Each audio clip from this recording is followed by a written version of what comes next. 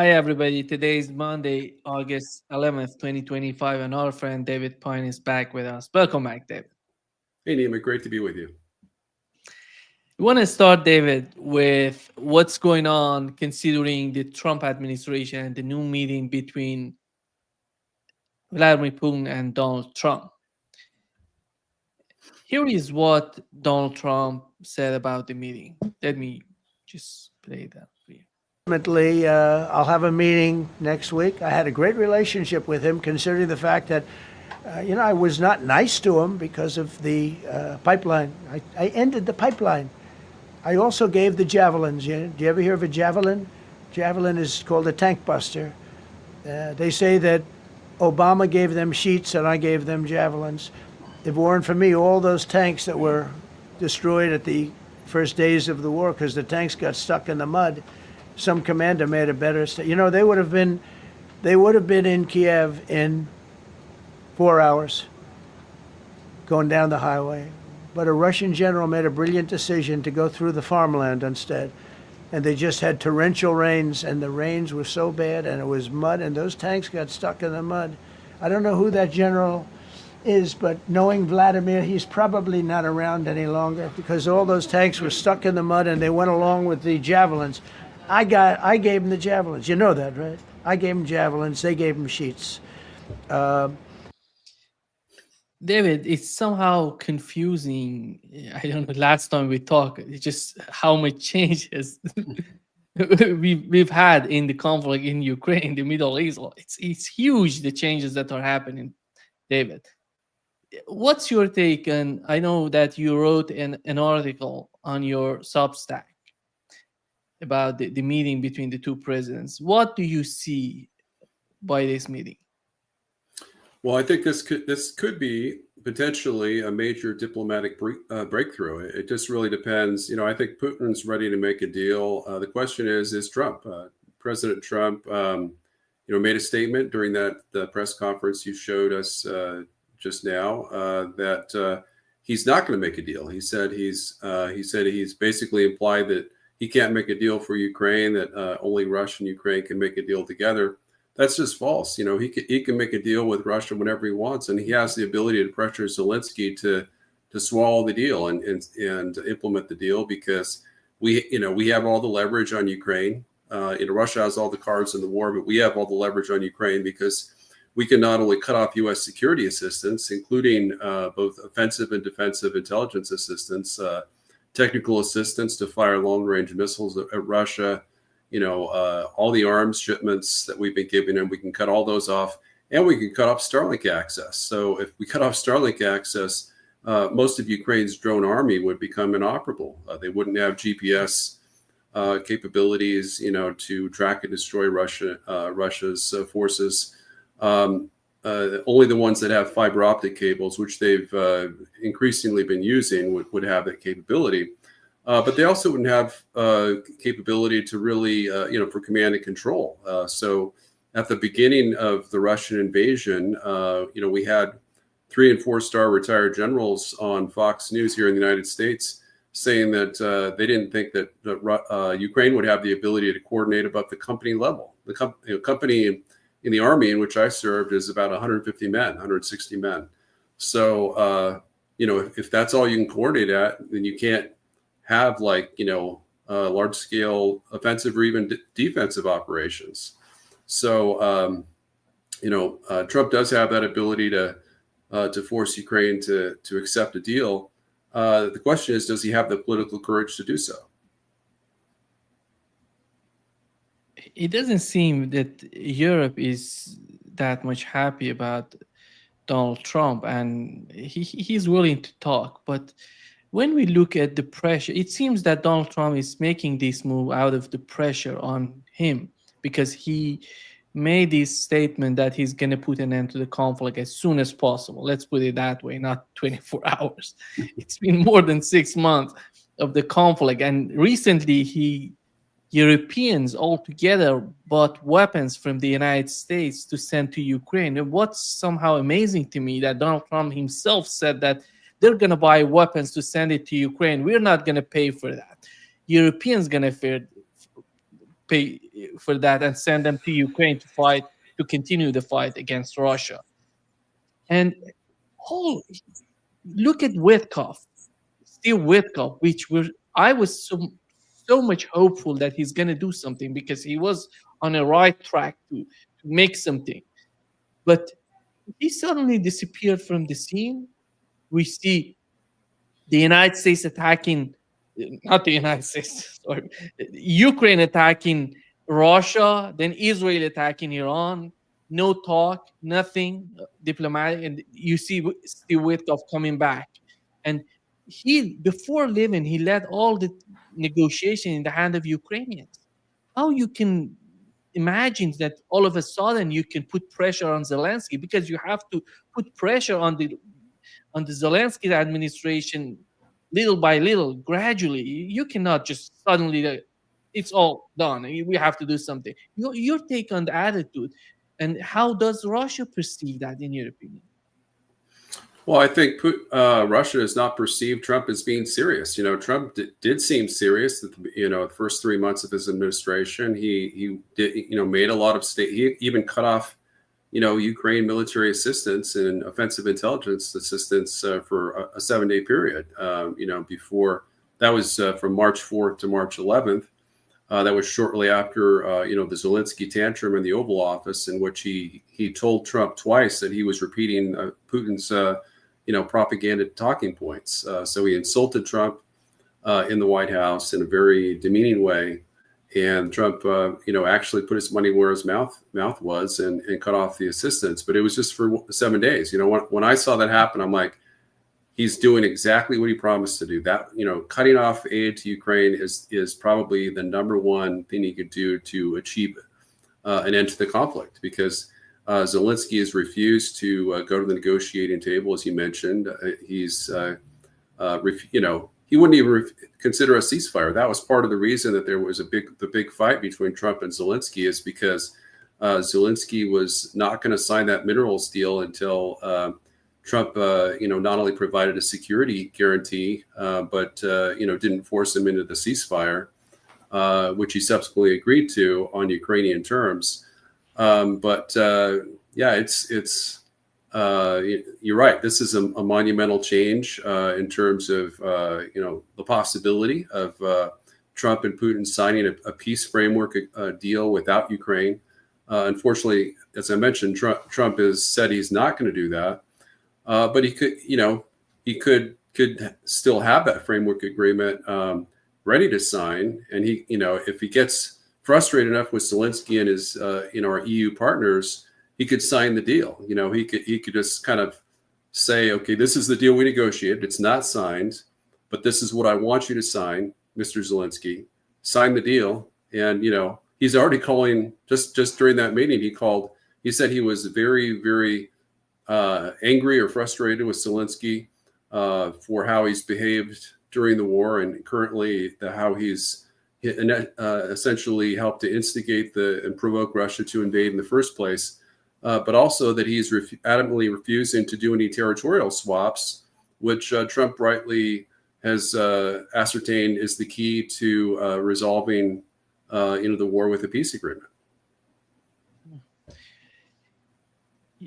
Donald Trump, one of the rhetorics on his part is every time he's talking about the conflict in Ukraine, every time he says that it's Biden's war.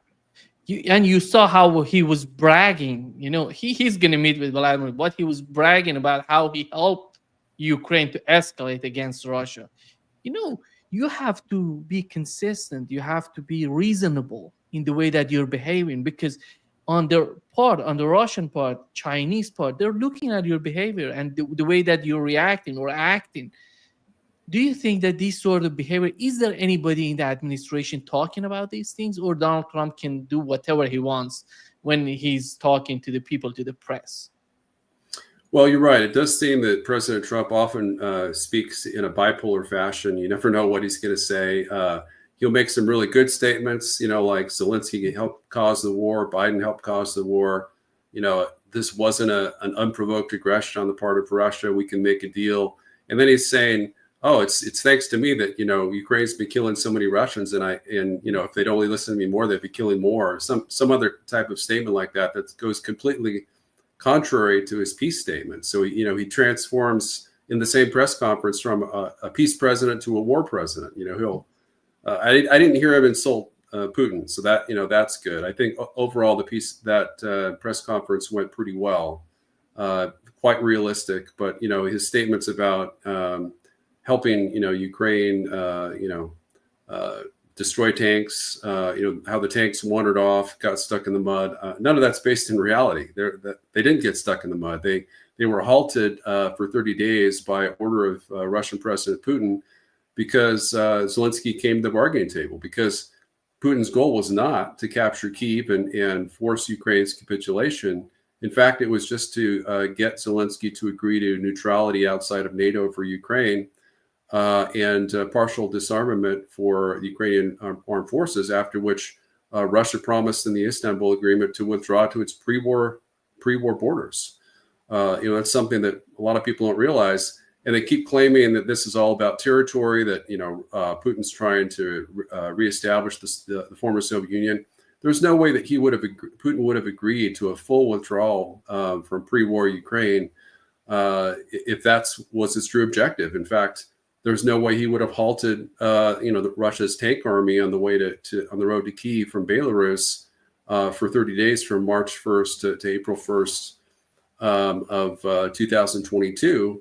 With the Istanbul Agreement signing scheduled to occur on April 9th of that year. So this whole war, if Biden and Boris Johnson hadn't gotten together to pressure Zelensky not to sign that agreement, you would have had 2 million less Ukrainian military casualties, and the war would have ended 3.5 years ago. This is, I think, whenever he says Biden's war, in fact, Biden started this war. He could have avoided the war, but he didn't do it. After all, it seems to me that Donald Trump and his administration is dealing with the problems that they themselves created during this administration. For example, the case of sending weapons to Europe. You can sell weapons to Europe after putting an end to the conflict in Ukraine. Nobody would argue the problem. But when you're talking about sending weapons instead, that these weapons going to end up in Ukraine, this is something different. You're not selling them to Europeans for their security. You're selling to Europeans to send to help them facilitate the sending of weapons to Ukraine. And I don't know if Donald Trump himself is thinking about, because it doesn't seem that Europe would. They're going, since he was talking about the meeting between the two presidents, Donald Trump and Vladimir Putin, the Europeans came out and said, "Yeah, we're not agreeing on anything that these two presidents going to talk about." He created an environment that is somehow swallowing the policies. Then it seems like a black hole. He created something toward the Europeans that the Europeans have right now. In my opinion, Europeans have some sort of leverage on the Trump administration with this with this arms sale, these arms that they're selling to Europeans. Don't you think that way? Yeah, no, I totally agree. I think you're absolutely right that this isn't Biden's war anymore. It's Trump's war, because he's continuing to fund the war. Whether that funding comes through arms sales, where we don't, U.S. taxpayers don't have to pay it, whether it goes through third parties, and in terms of our NATO and EU partners, he's still funding the war. And the fact is, without U.S. arms, if Trump had never sent arms to Ukraine, if Biden never sent arms to Ukraine, the war would have ended by April of 2022 with the full Russian military withdrawal, as I just stated. So it's U.S. aid to Ukraine that has prolonged the death and destruction of Ukraine in terms of loss of life. 750,000 dead soldiers, 1,250,000 wounded. 750,000 of those are seriously wounded, never to return to the battlefield. The loss of 37% of their population. Their population of Ukraine, a lot of people don't realize this, it's actually smaller than it was in 1926. So it's basically the equivalent, same population of what it was 100 years ago, because there's so many refugees. Now, some of those refugees may come back. The majority never will. The majority are going to stay in Europe.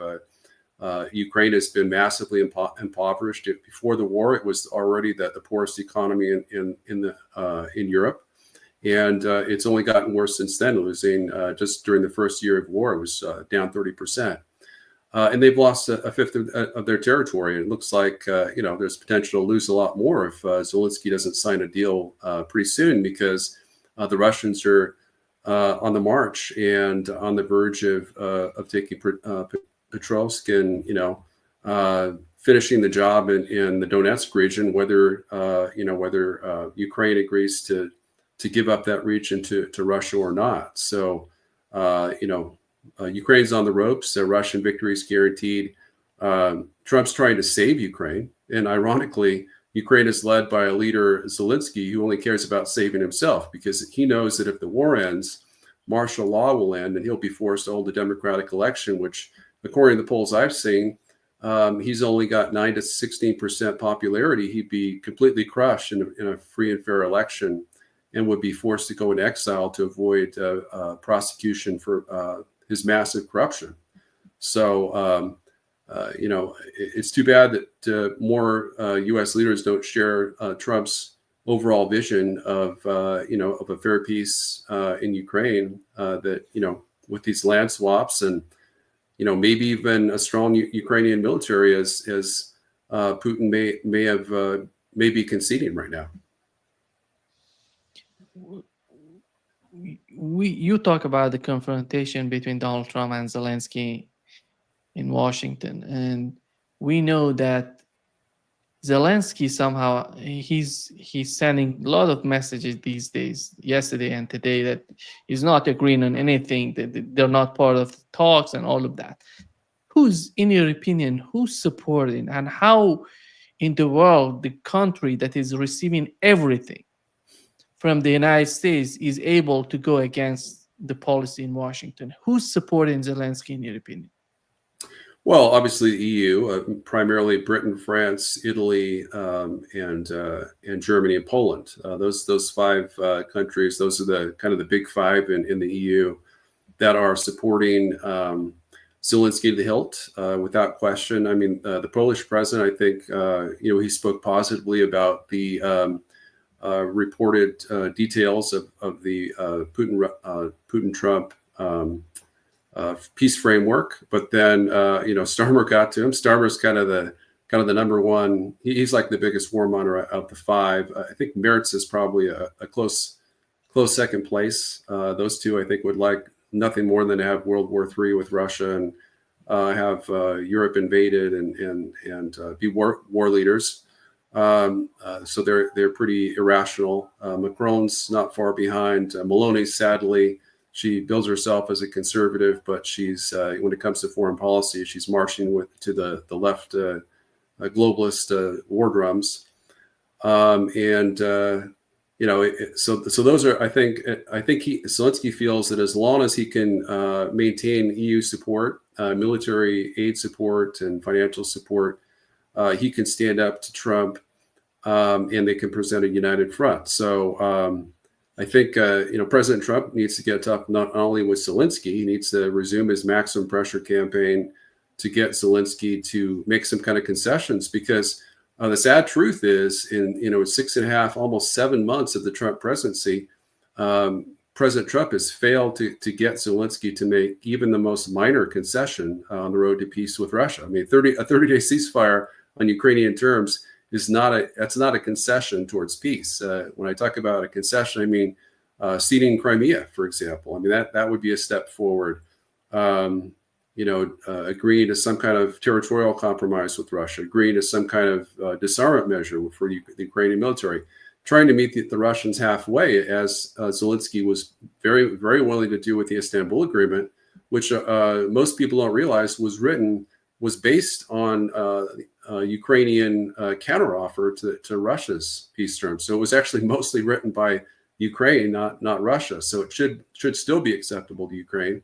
The only areas that remained in dispute were exactly how many weapons and what type and what ranges that Ukraine's post-war military would have, as well as their composition in terms of numbers. But pretty much anywhere within those ranges, other than probably weapons range, would be within the realm of acceptability by the Russian Federation. So as Steve Witkoff stated, as you mentioned, he stated that we should use the Istanbul Agreement as the basis for a final peace deal, a comprehensive peace agreement between Russia and Ukraine. I think the problem with Steve Witkoff that they made him somehow that it's difficult to believe him, because every time he comes out and he tries to be closer to the rhetoric in Washington, he has to contradict himself, because he has to change his point, and that is problematic. In the Middle East as well, he did the same. But David, when you look at the escalation, we, for the first time in the conflict in Ukraine, we've heard Donald Trump talking about nuclear subs to go closer to Russia. This was huge when he was talking about it. And he's sending nukes back to Europe, to the United Kingdom as well. I think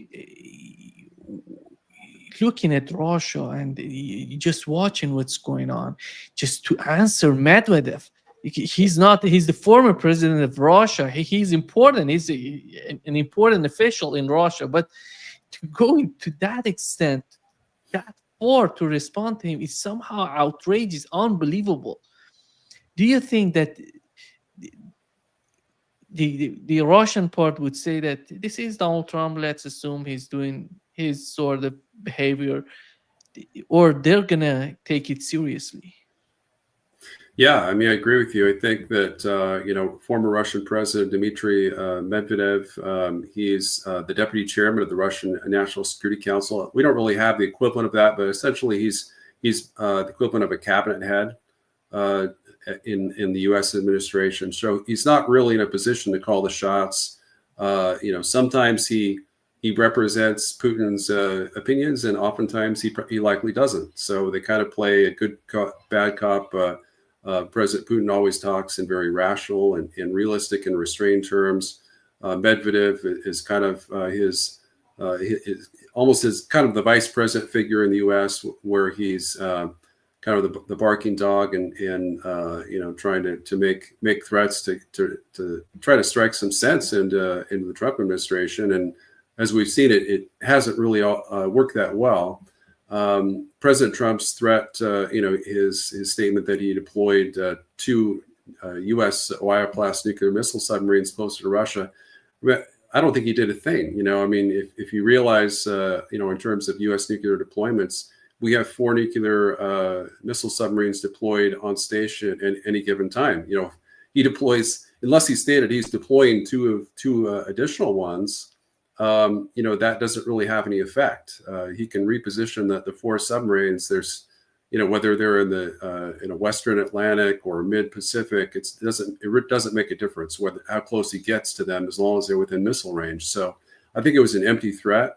I think the Russians realized that it was an empty threat. It was a bluff. But you still don't want to be increasing the nuclear rhetoric when we're having right in the middle of what you could say is kind of a Ukraine missile crisis, similar to the one we had with the Cuban Missile Crisis in 1962, which JFK, came close to avoiding a nuclear war with Russia that he estimated would have cost the lives of 100 million American dead.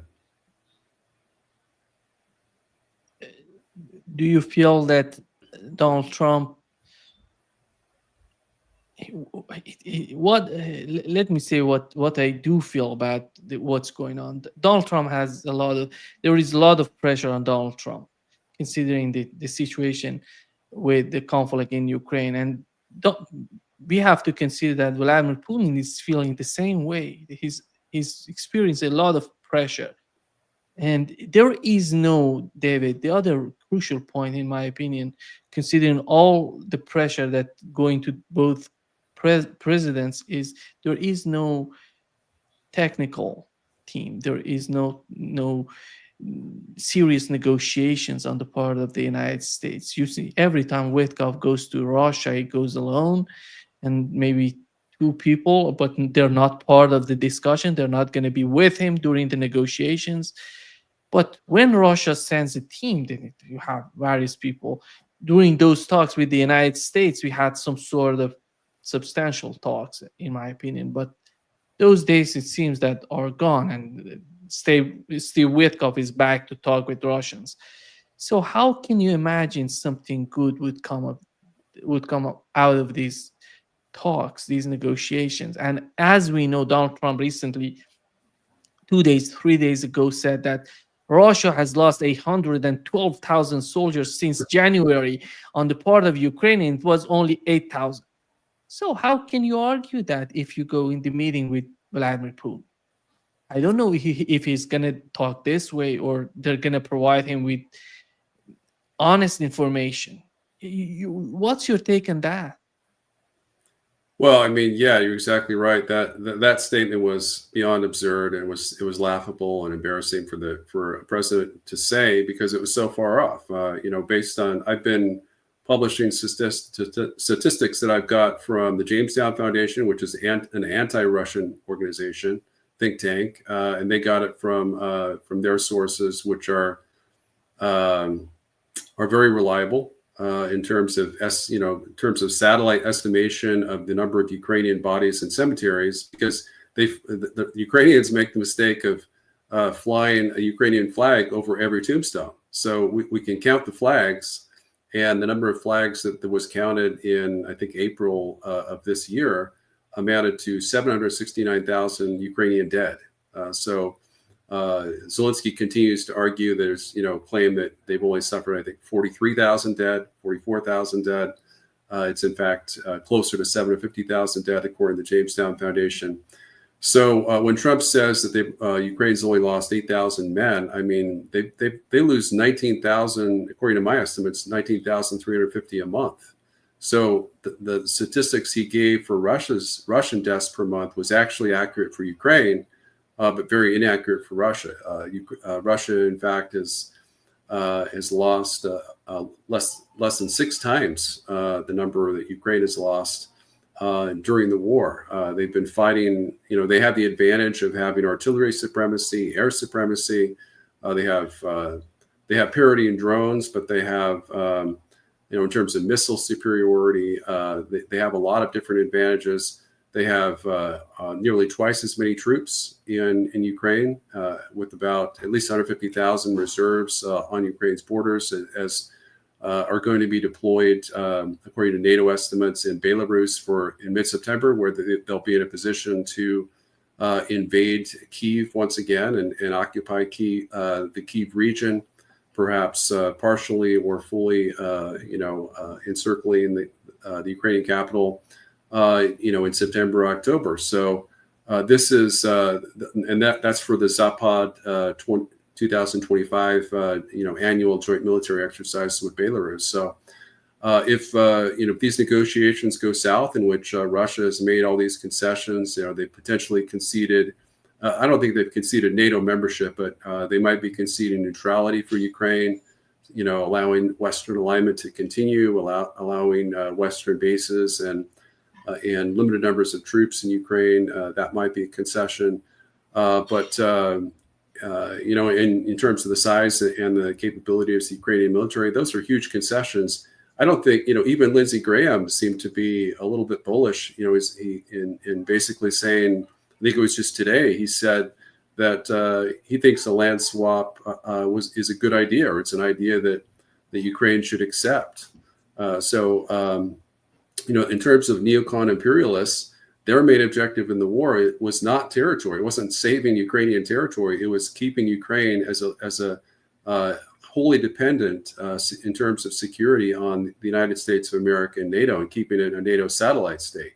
So as long as that goal is achieved, I mean, there was a former 4-star general, NATO commander, who stated a couple of years ago that as long as Ukraine, in terms of the Zelensky regime, retains control of Western and Central Ukraine on the left bank of the Dnipro River, then it's a victory. So, Russian troops could advance all the way to the Dnipro River, and if they're halted on that line, perhaps with NATO troops or just with diplomatic pressure in terms of a settlement that splits Ukraine between East and West, with Eastern Ukraine dominated by Russia, either as a satellite or annexed territory, then according to him, that's a victory. So that's obviously not a sentiment that seems to be shared by EU partner leaders. I call them EU Politburo leaders that really don't share U.S. interests, that oppose all of Trump's peace efforts.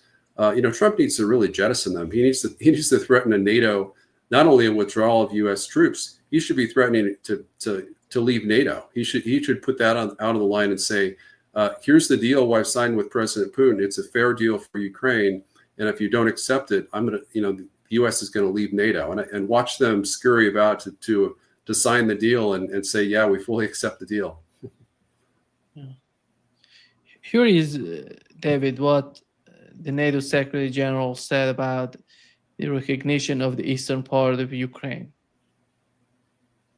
Important aspect here when it comes to this whole issue of territory, when it comes to acknowledging, for example, maybe in a future deal that Russia is controlling de facto, factually, some of the territory of Ukraine, it has to be a factual recognition and not a political de jure recognition. And we all remember that Lithuania, Estonia and Latvia had embassies in Washington between 1940 and 1991. Acknowledging Soviet Union, yes, controlling that territory, but never in terms of legally accepting that fact. So, your take on that, is Russia going to agree in such terms that the NATO Secretary General is talking about? Well, if you read the terms of this reported deal, basically Russia is asking for the U.S. and the EU, or NATO partner states, to recognize the Russian annexation of Crimea and basically the Donetsk and Luhansk People's Republics, which constitute about 30% of the Donbass region. And basically recognize de facto Russian control over the rest. And I think that's a fair deal. I mean, that's 7% of Ukrainian territory that we would be recognizing as annexed by Russia, whereas they control about 19% total. So the other 12% would be in kind of a limbo status. And there's nothing wrong with that. As long as we, have some kind of, Korean-style armistice agreement that ends the fighting for good, I'm fine with that. I actually proposed that in September 2022 in one of my national interest articles. So I think that's a deal that Putin would accept. He might even accept non-recognition of the annexation of that 30% of the Donbass region, and just go with Crimea as he has before. So I think those are negotiable items. Again, the EU is you may or not be aware of that the EU leaders and Zelensky just finished a phone call with President Trump that ended at just as our interviews began here today at 4 p.m. Eastern. That's when their 2-hour call finished, because EU leaders and Zelensky are trying every way to get Trump to commit not to sign a deal, not to give up territory for Ukraine without Ukrainian participation, and Trump just needs to hold the line and say, I'm going to do what's best for America and what's best for world peace, and I'm not going to listen to you guys anymore if it conflicts with those two principal objectives. We had Donald Trump cutting a deal between Azerbaijan and Armenia. Again, it's in my opinion, it's all about Russia again. What do you feel about the policy in South Caucasus and the way that Donald Trump is somehow trying to get there? He wants the United States to be there. Is that beneficial, in your opinion, to the conflict between the United States and Russia? Well, since the end of World War II, the U.S. has basically claimed the entire world, minus the communist-controlled regions in, Eastern Europe, Russia, and China, as our sphere of influence. So our sphere of influence, we don't agree to other countries having spheres of influence. We can't agree to Russia having a sphere of influence over the former Soviet Union, or China having a sphere of influence over Southeast Asia or Mongolia or Taiwan or the South China Sea. But we essentially claim most of the world as our sphere of influence, and that's kind of what this comes across as. I applaud President Trump for any efforts he can give to sign peace agreements, to encourage even Armenia and Azerbaijan to come to a peace deal. Obviously, Azerbaijan has just ethnically cleansed the Armenians from the disputed area of Nagorno-Karabakh. I think 180,000 Armenians, Christians, and that was a dastardly deed, and this peace deal doesn't really address that. So I feel like a lot of it was just this whole kind of peace deal with him in the center. This was really symbolic, and yes, I do think it may constitute an effort on the part of the Trump administration to increase its influence in both countries. I don't think it's mainly directed against Russia, although obviously Armenia is a member of the Collective Security Treaty Organization, outgoing because President Putin, for reasons we can only speculate, failed to come to the aid of his ally when Armenia was being attacked by Azerbaijan, likely because Azerbaijan is a richer oil producing country that Russia wants to have good relations with. But there's rumors that there's some kind of effort on the part of the United States to create a corridor that could threaten northwestern Iran. So I think it's more directed against Iran than against the Russian Federation. David, before wrapping up the session, how do you feel the conflict in the Middle East? Are we going to see new confrontations between Iran and Israel? Is that possible that Donald Trump gives the green light again to start a new conflict, which we know how did it end? But your take on that? Well, I think it's very possible because even within the last few days, Trump has stated that Israel has indicated that they are very seriously considering attacking Iran again. They're claiming that, I think it's Estevan, at one of those 3 nuclear sites that Trump claims were obliterated. Apparently, wasn't obliterated because they're salvaging a bunch of enriched uranium from the site, according to Israel. And so Israel's going to, threatening to use that as justification for additional Israeli military strikes against Iran. And Trump's response was, yeah, they can do that if they want to. So, it's so interesting because after this, he had this 2-day war with Iran where there was, we struck them. It was really just kind of for show. It seemed like it was just kind of political theater because, he gave them fair warning that they could evacuate all their nuclear scientists and enriched uranium, but we were going to bomb them in 48 hours, which we did. And if they didn't, try to shoot down our aircraft, they could bomb us back and hit an evacuated U.S. military base in Qatar, and it's caused damage but no casualties. And then we didn't oppose that, and then we had the ceasefire deal in which he got the war ended between Iran and Israel, which was certainly a real war that caused serious damage to both sides. So, but then within a couple of days after that, he posted a post on Truth Social, which he said that he had accomplished what no one else could do, which was to end the war that he started, that no one else would allow to be started in terms of a former president. Claimed credit for that and said he wanted that to be part of his transformational legacy as a peace president. And now, with it by the 25th of June, which was like 2 or 3 days later, within 5 days, he was stating that he would be willing to see Israel attack Iran again, to attack their nuclear program, which he claimed was obliterated. So you have basically some very incoherent statements coming out of the President of the United States. It's unbelievable. I think that China is just feeling so comfortable, David. Just, because Donald Trump is busy all over the map. That's right. They don't go to, yeah, it's, Yeah, China's the big winner. China's the big winner. Yeah.